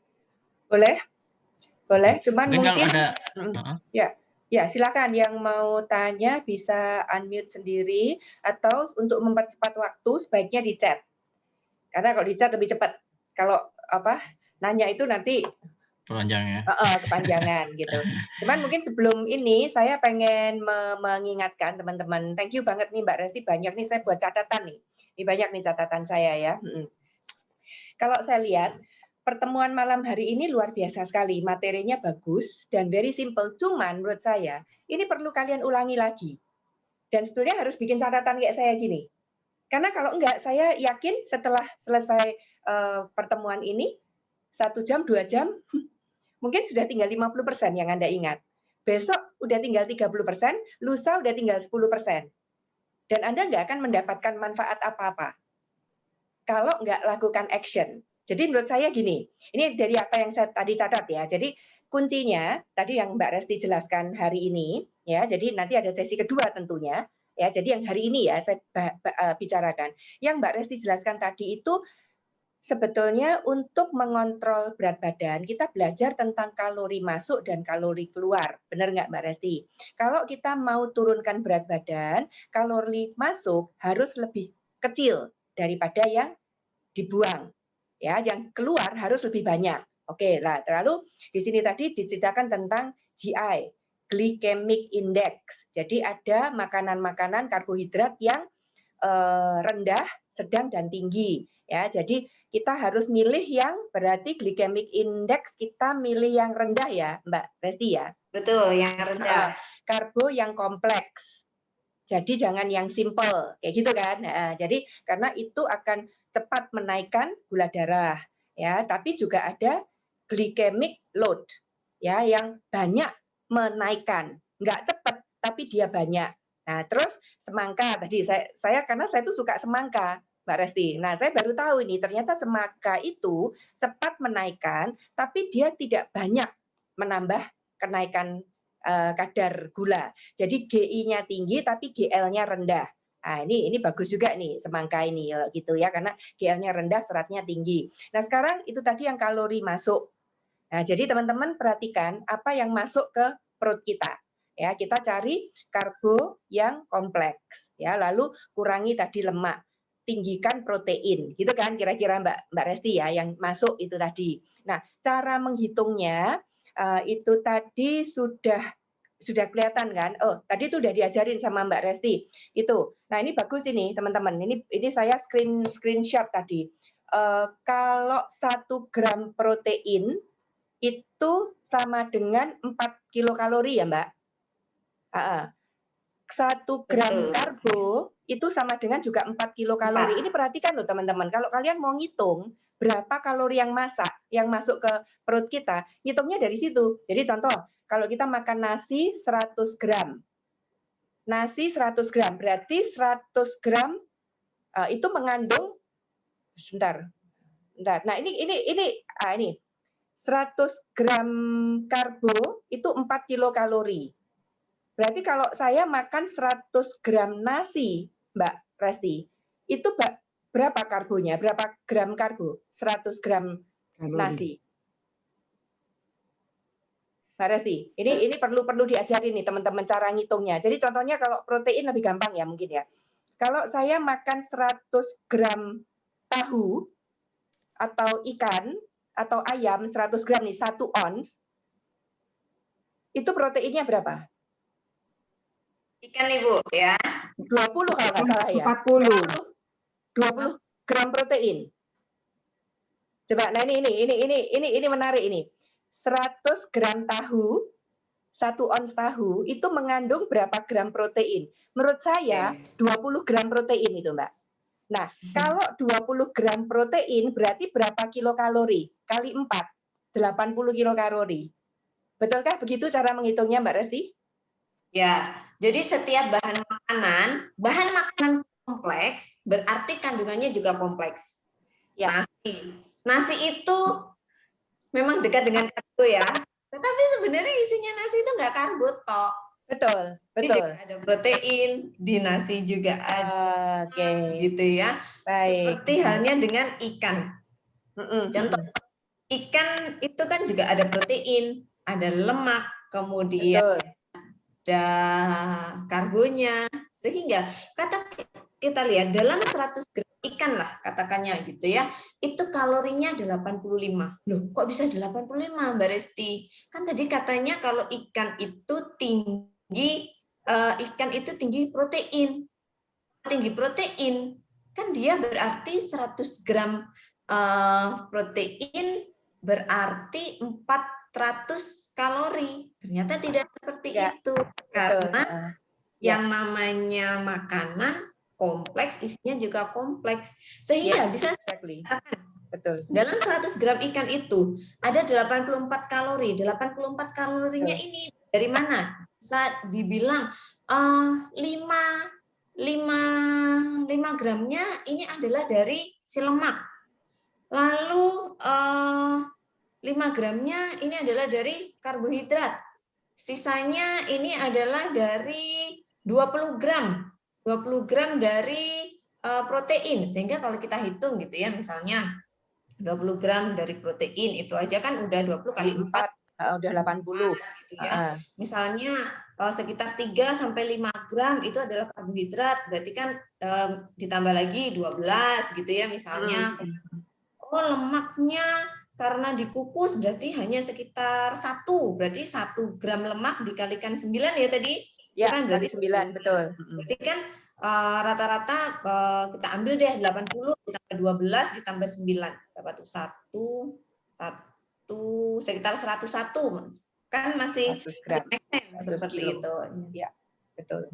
Baik, jadi itu maksud saya Mbak Resti. Jadi ini kayaknya teman-teman kadang-kadang dengan dijelaskan begini itu belum tentu nangkep gitu. Karena saya dulu juga begitu, saya susah gitu ngitungnya. Tapi sebetulnya ada ini Mbak Resti, ada kayak di Google itu kelihatan gitu. Jadi kalau berapa jumlah kalori makanan, ya. Jadi kalau ukurannya biasanya 100 gram. Jadi 100 gram nasi itu berapa kilokalori. Nah itu cek aja di situ teman-teman. Dan dulu saya pertama itu saya timbang. Saya pengen tahu 100 gram nasi itu berapa sih? Berapa sendok sih? Terus kalau tahu itu 100 gram itu berapa sih? Nah tapi setelah itu nggak usah tiap hari ditimbang.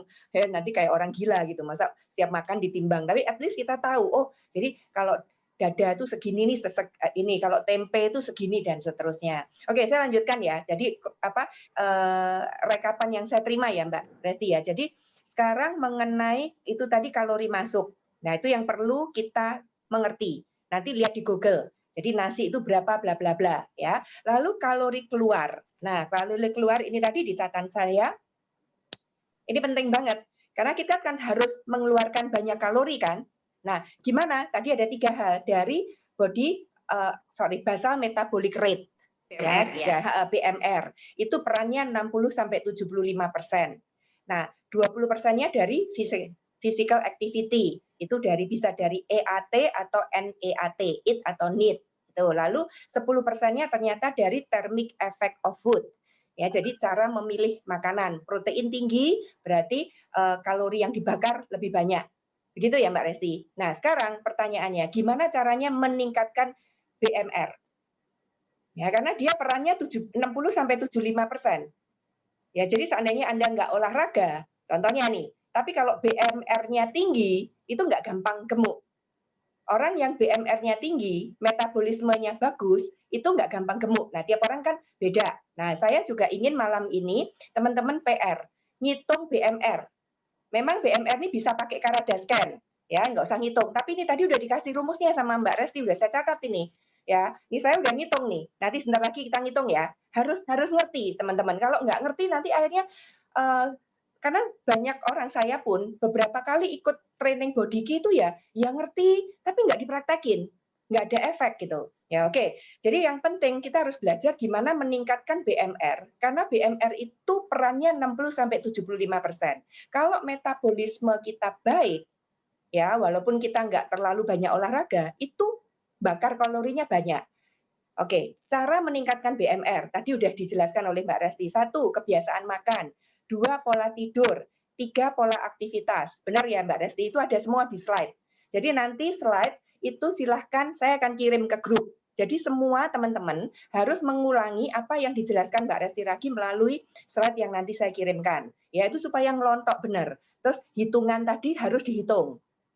Ya, jadi itu tadi. Lalu physical activity tadi juga, ini juga ada teman-teman di Google itu banyak ya. Jadi berapa kalori yang dibakar dari olahraga ya. Kelihatan nanti jalan kaki 1 jam berapa, bersepeda 1 jam berapa, renang 1 jam berapa kilokalori. Kita kan harus ngitung berapa kalori yang kita bakar. Ya, berjalan 10.000 langkah berapa kalori yang kita bakar dan seterusnya. Ya, jadi perhatikan teman-teman, kita harus ngitung berapa yang masuk, tahu caranya ngitung, dan tahu cara ngitung berapa yang keluar. Karena itu menarik, kalau kalian nggak tahu, terus tahu, saya kok nggak kurus-kurus ya, kenapa? Yang disalahkan body key-nya. Ya, tapi padahal Anda nggak ngitung yang masuk dan yang keluar. Kalau kalian bisa menghitung yang masuk dan yang keluar, udahlah, beres, pasti bisa turun. Karena saya udah ngalamin gitu. Tahun berapa ya Mbak Resti saya ikut kompetisi itu? Saya turun benar. 2006, 2017, 2016, 2017. Ya, karena waktu itu kan kompetisi kan Mbak Resti, 1 tim 5 orang. Jadi saya malu kan. kalau saya nggak ngitung gitu ya. Jadi jam 10 malam kalau langkah saya belum 10.000, karena itu dicatat teman-teman. Saya nggak bisa bohong, saya keluar jalan ya sampai 10.000 kayak gitu ya. Nah, oke, saya lanjutkan. Nah, sekarang kebutuhan kalori. Nah, sekarang ngitung BMR. Nah, tadi sudah di ini Mbak Resti mungkin bisa ditunjukkan lagi slide-nya yang tadi untuk laki-laki 66 plus 13,7. Ayo, ini yang kelihatannya ini banyak cewek. Ayo yang cewek ngitung bareng saya. Ambil kalkulator. Ambil kalkulator dan pensil dan ini. Ayo dihitung. Belajar. Saya juga ngitung ini tadi ini. Saya juga oret-oret di sini, teman-teman. Nah, ayo. Rumusnya gini. Yang perempuan ikut saya, yang laki nonton di situ. Yang perempuan tulis 655 plus. Nah, sekarang kalikan dulu. Berat badan dalam kilo kali 9,6. Ayo, berat badan kalian berapa? Saya hitung punya saya nih. Angka saya 585. Udah siap? Ayo dihitung. Yang perempuan 9,6 kali berat badan dalam kilo. Kali 60, kali 55. Oke, sekarang dihitung lagi. Tinggi badan dalam senti. Dikalikan 1,8. Silakan dihitung. Tulis dulu berapa itu. Senti ya, kalau saya tingginya 162 kali 1,8. Oke. Udah kalkulatornya. Oke, lalu sekarang hitung lagi 4,7 kali usia. 4,7 kali usia. Nah, silakan ditambah dan dikurangi. Oke, yang sudah ketemu, silakan diketik di kolom chat. Berapa BMR kalian? Silakan diketik di kolom chat yang sudah nemu angkanya.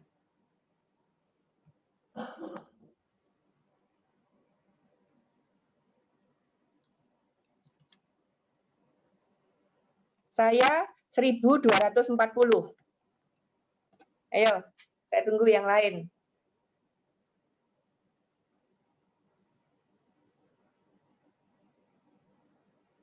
Bagus. Nah, nanti ini saya mau nanya nih sama Mbak Resti setelah kita tahu BMR kita masing-masing. Ayo, saya tunggu.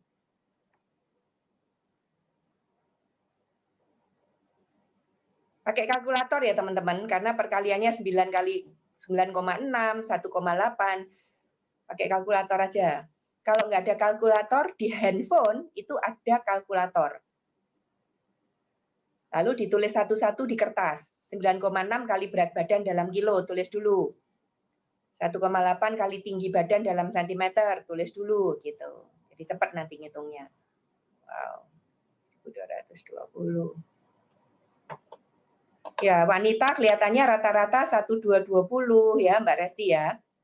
1270. Saya dulu kayaknya 1280. Sekarang kok jadi 1240 saya ya. Usianya nambah sih. Oh, iya karena usianya dikurangkan ya, Mbak ya. Jadi 4,7 kali usianya dikurangkan. Jadi kalau usianya nambah, jadi ininya dikurangkannya jadi nambah. Benar. Ingat saya dulu 1280.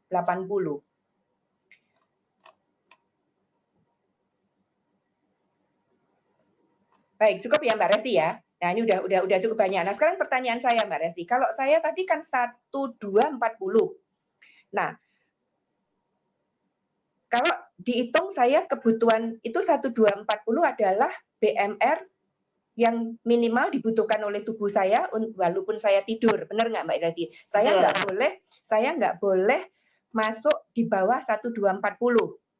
Betul kan Mbak Resti? Nah, sekarang kalau saya kan activity saya sedang-sedang tadi, itu dikalikan 50%, ditambah 50%. Betul Mbak Resti? Dikali 1,7. 1,5 aja kan? 1,5 ya, boleh. Ya, karena kan saya nggak banyak gerak ya. Oke, saya kalikan 1,5 Mbak Resti. Jadi sebetulnya sehari saya butuh 1.861. Betul Mbak Resti? Nah, iya, Bu. Saya mau turun berat badan yang kayak tadi pertanyaan Ibu, saya mau turun 5 kilo. Ya, tadi kan jawabannya Mbak Resti, kalau 1 minggu turun 0,5 sampai 1 kilo, kita perlu mengurangi defisit 500 kalori sampai 500 1000 ya. sampai 1000 ya. Nah, kalau saya 500 saja kan Mbak Resti, berarti saya hanya boleh makan 1.300 kalori. Betul ya Mbak Resti? Nah, Iya, seperti Bu. itu teman-teman hitungnya. Ya, karena kalau saya dikurangi 1000 berarti hanya 861, nggak kuat. Saya pasti nggak mungkin nanti mudi. Ya, Iya. kalau saya Itu bisa, biasanya untuk yang obes grade 2 ya kayak betul, gitu. betul Kurangnya itu Mbak bisa Resti. sampai 1000 kalori. Iya, karena dia mau nurunin banyak banget. Ya, jadi untuk tadi Ibu yang tanya tadi, udah kurangin 500 kilokalori aja. Nah, sekarang kalau saya nih 1.300 kilokalori maksimal, ya kan? Nah, apa yang saya makan? Nah, itu tadi kan sudah waktu di kuis tadi Mbak Resti kelihatan kan? Jadi ternyata dada ayam segitu udah berapa tadi? 300, udah 400 ya Mbak Resti ya. Terus kentang itu udah 300 juga. Oh my God. Jadi saya kalau makan Kentucky Fried Chicken, satu kentang, satu dada ayam, itu sudah hampir 800 loh Mbak Resti. Dia katakan 700 lah. Ya, porsi kecil 700. Berarti saya tinggal 600. Seperti itu. Ya, jadi itu caranya ngitung teman-teman. Jadi kalau kita bisa ngitung, oh hari ini saya udah makan KFC berarti udah 750, berarti nggak bisa lagi udah.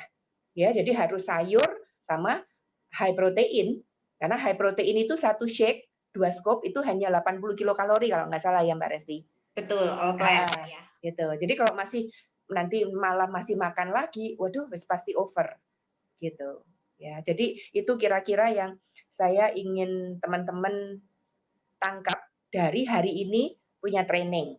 Gitu. Jadi hitung berapa BMR, lalu tentukan berapa kilokalori yang kalian siap untuk setiap harinya makan ya. Terus dihitung pagi saya makan apa. Ya, jadi shake itu apa body key atau high protein itu 80, tapi kalau ditambah pisang, ditambah apa tinggal dihitung aja. Terus makan siang saya apa? Ya, lalu cemilan. Nah, saya senangnya di diet body key ini kita ada cemilan gitu. Jadi nggak boleh lapar ya Mbak Resti ya. Ya, karena Betul. kalau lapar Per itu 3 sampai 4 jam justru makan. Itu kebiasaan makan ini kan Mbak Resti untuk meningkatkan metabolisme ya kan. Betul. Jadi kalau kita kebiasaan makannya nggak bagus, maka nggak bisa meningkatkan metabolisme. Tidurnya nggak bagus, nggak bisa. Aktivitasnya nggak bagus, metabolismenya juga nggak bagus. Jadi kira-kira itu Mbak Resti yang saya tangkap hari ini. Ya, thank you banget Mbak Resti. Jadi ini saya diingatkan lagi nih. Ya. Saya diingatkan lagi nih sama Mbak Resti karena udah mulai kendor, mulai nggak pernah ngitung.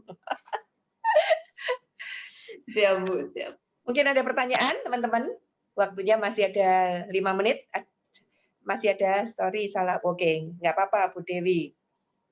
Bu Sri Rahayu cuma 1080 ya. Jadi jangan konsumsi makanan di bawah BMR itu tadi karena BMR itu dibutuhkan apa ya?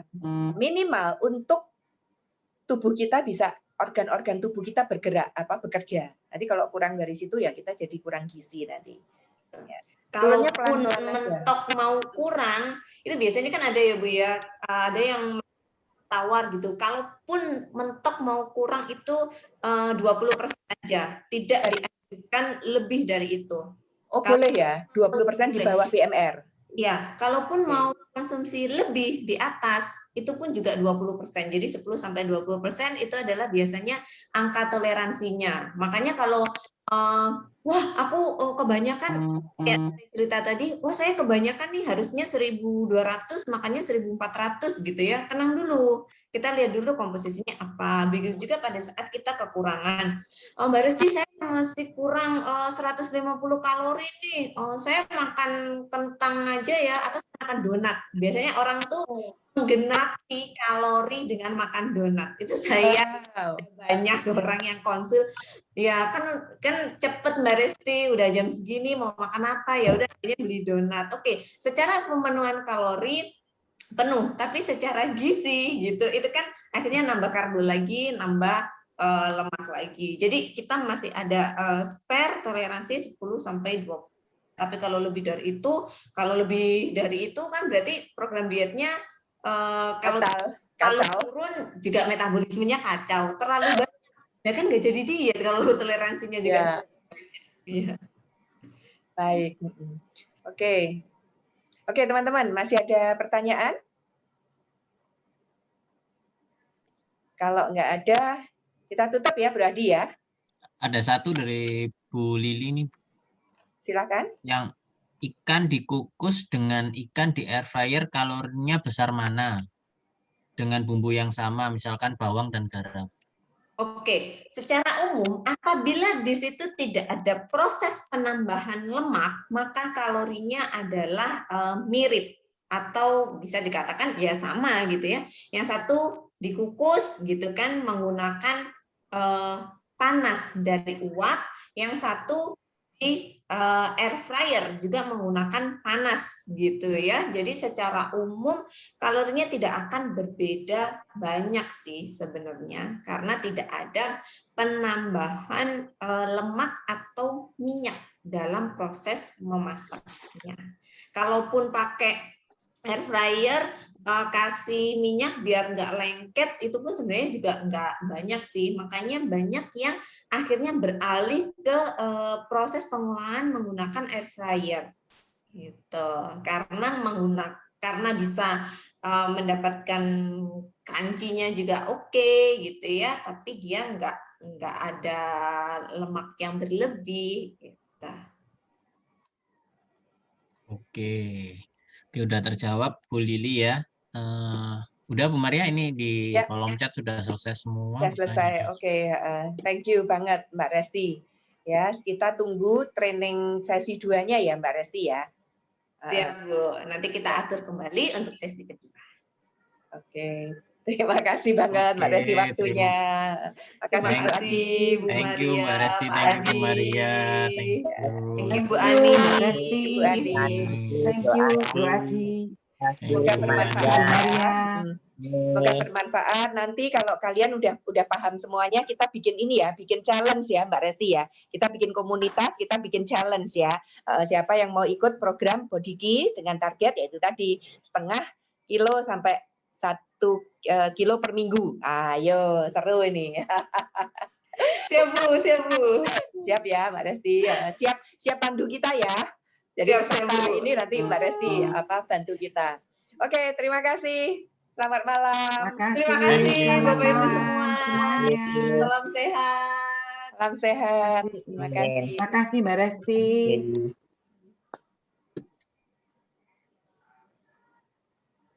Saya akhiri ya Bu. Ya, makasih Bu Ani. Ya, makasih Bu Adi. Ya, makasih Bu Maria. Terima kasih.